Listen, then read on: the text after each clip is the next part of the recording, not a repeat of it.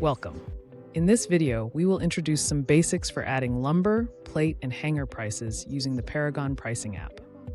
Let's get started. Paragon Pricing is another companion app for Paragon Design. Prices added and updated here will automatically be updated for projects and components using these materials in design. To launch the Pricing app, click on the user icon and then select Pricing from the lower part of the menu.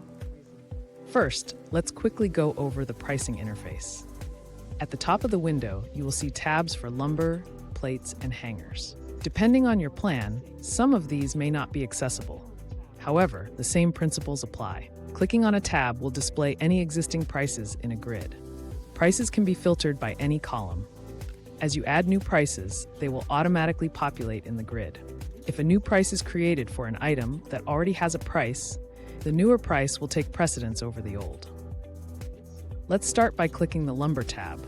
We can create a new price using the data fields just under the Items tabs.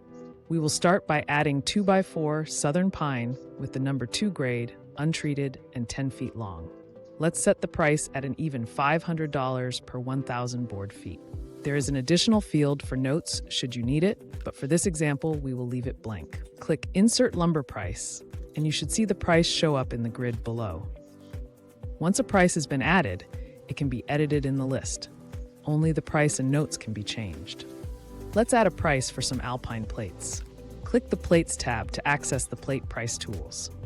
Use the input fields to add Alpine 20H plates and set the price per pound to an even $2 for demo purposes. Just like lumber, there's an optional notes field. Click the Insert Plate Price button. You should see the new price populate in the grid below. Remember, you can always filter the columns to narrow down the visible items. Finally, let's add a price for some hangers. Click the Hangers tab and use the tools to select a hanger, HUS 26 for this example. Input a price of $3 per unit and click Insert Hanger Price. The price will appear in the grid below, confirming the insertion. Great! We've added prices for all three material categories.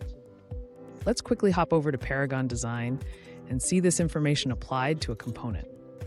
If you have a component using materials with specified pricing, you will see a price listed for that component in the Explorer panel when the truss is highlighted.